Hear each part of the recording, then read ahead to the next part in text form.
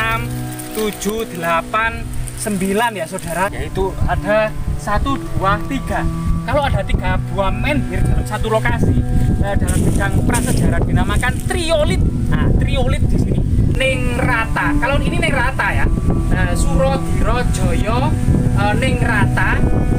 Ini lebur dening pangastuti. Nah, ini matanya, ini mulutnya ya, ini mulutnya, ini matanya. Jadi kata bengkong ya, Mbah kata bengkong disiril Fatihah. Guys, jangan lupa like, subscribe, dan komen ya kan.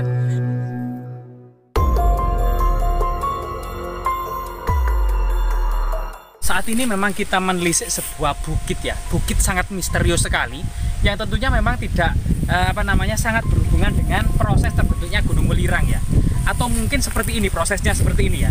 Ada pada masa purba sebuah gunung, terlebih dahulu gunung ini muncul gitu ya.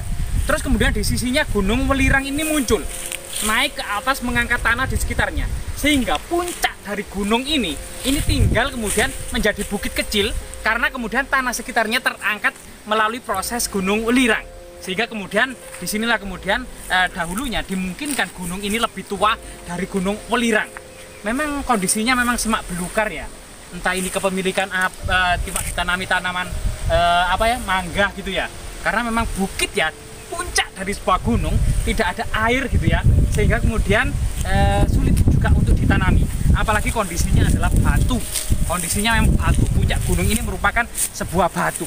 Nah, di sini kemudian ada jejak-jejak prasejarah ya, jejak-jejak megalitik, atau mungkin juga bisa diteruskan pertapaan pada masa kerajaan-kerajaan kuno.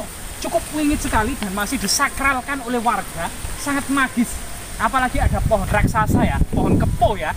Jadi situs-situs keramat itu identik dengan adanya pohon kepo atau pohon kepo raksasa.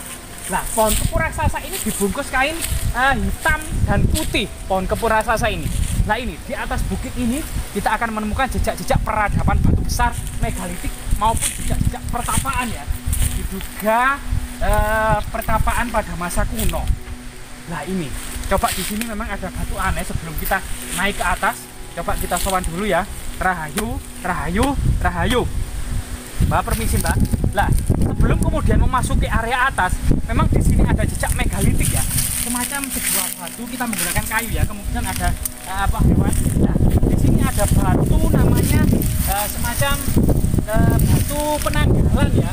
Batu penanggalan atau batu apa ya?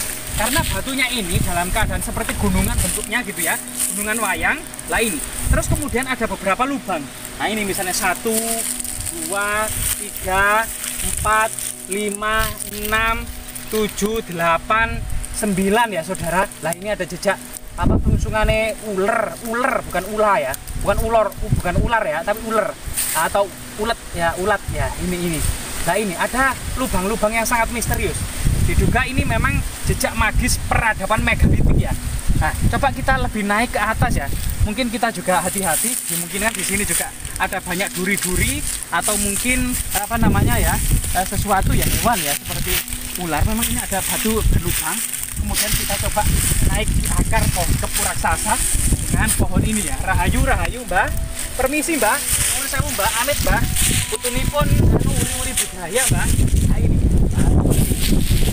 batu yang sangat luar biasa sekali ini ya. Batunya ini juga merupakan jejak-jejak vulkanologi, cuman memang dimanfaatkan pada masa peradaban megalitik batu besar. Itu semacam menhir gitu ya.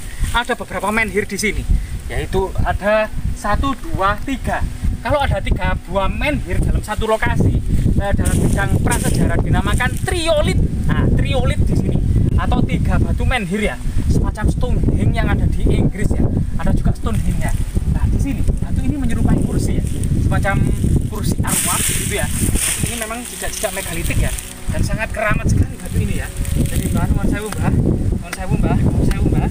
Permisi Mbak, permisi Mbak, nuwun sewu Mbak ya, nuwun sewu Mbak. Jadi kita lanjutkan, nuwun sewu Mbak, permisi. Jadi ada triolit ya, 3 buah menhir dalam satu lokasi, 1, 2, dan 3. Nah, ini adalah triolit pada masa peradaban megalitik ya. Coba kita sowan dulu ya. Nah, biasanya di sini memang digunakan masyarakat untuk persajian. Nah, di sini ini ada jejak perdupaan ya, jejak perdupaan. jejak pertobaan, artinya masyarakat di sini itu masih apa namanya tradisi apa menghormati arwah-arwah leluhur ya, atau menghormati jejak-jejak leluhur. Rahayu, rahayu, rahayu.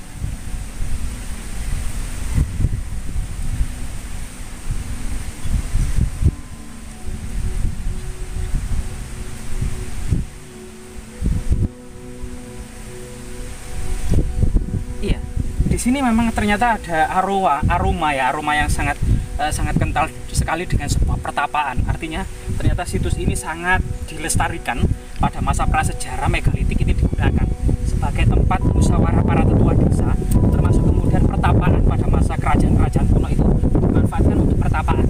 Di sisi yang lain, selain kemudian peradaban batu besar, ada makam-makam wali di sini. Coba kita kunjung ya.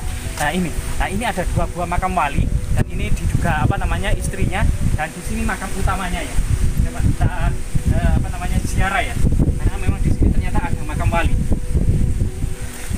Rahayu, rahayu, rahayu. Ya. Coba kita berziarah. Di sini ada memang masih dihuni warga sebagai makam leluhur desa, tapi memang kita tidak tahu ya. Ada tulisan Jawa, tapi kelihatannya bukan nama almarhum.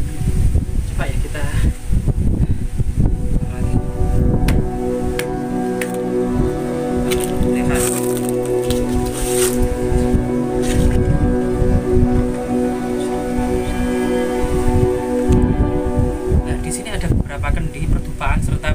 Sebagai sekar ya, sekar itu artinya bunga, memang untuk menyekar ya, memberikan bunga dan penghormatan kepada almarhum orang yang sudah mati. Ini diduga memang makam dari leluhur dusun ini, yaitu berada di tepatnya di dusun Candirejo, desa Candiwatu ya, Kecamatan Pacet, Kabupaten Mojokerto, Jawa Timur.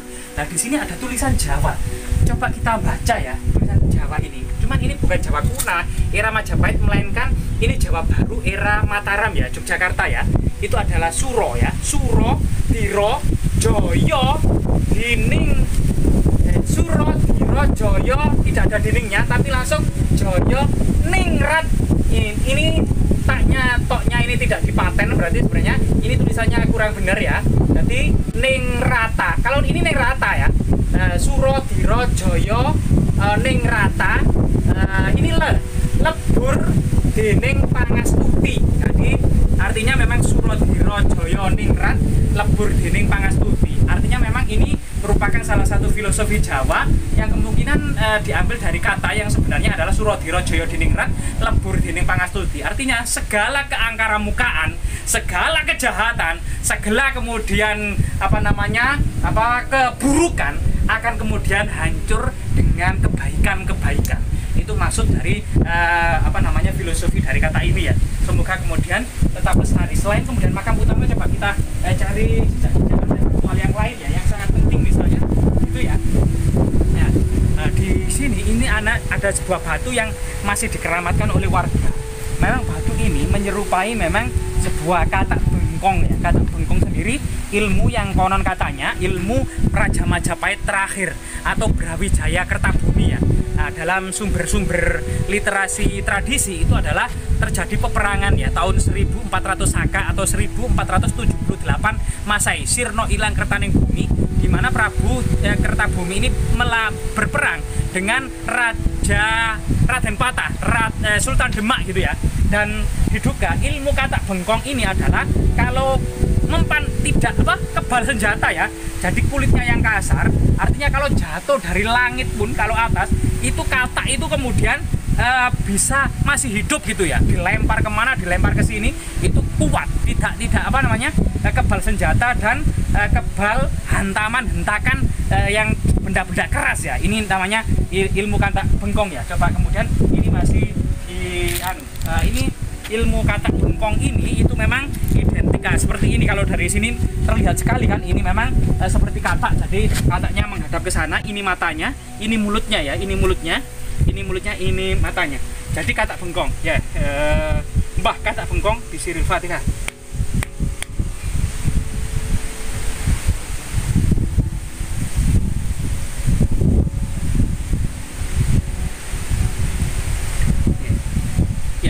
Ternyata memang bisa jadi memang di sini memang jejak pemujaan, jejak berkumpulnya para tetua desa, termasuk kemudian tempat penggemblengan ilmu kanuragan, semacam ilmu kebal senjata ya, dengan kemudian apa namanya, disimbolkan sebagai katak bengkong. Artinya katak yang kalau jatuh dilempar dan dipontang-panting dan dibanting itu, bahkan kalau filosofinya itu diselender gitu ya, tapi tetap kemudian tidak mencotot, tapi kuat kulitnya itu ya. Ya semoga kemudian hal-hal seperti ini tetap lestari ya. Jas Merah, jangan sekali-kali melupakan sejarah.